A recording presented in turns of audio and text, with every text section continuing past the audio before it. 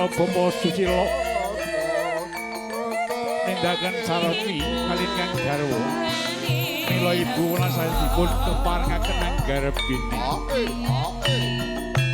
Hantuk Satondro kenyong anggarepini ponang dat oleh ngambang alame kok kamandalu Dwi Condro dumugi alaming Dwi Panunggal Tricondro ing alam Gondar Gandriya alam ingkang kliwat gawat ingkang minta wekaning rena kirang pangatos-atos cicip sembaripun saged gagar biar karto manarta karya ewa semanten awit saking mantenging pangastukan saking pegayuh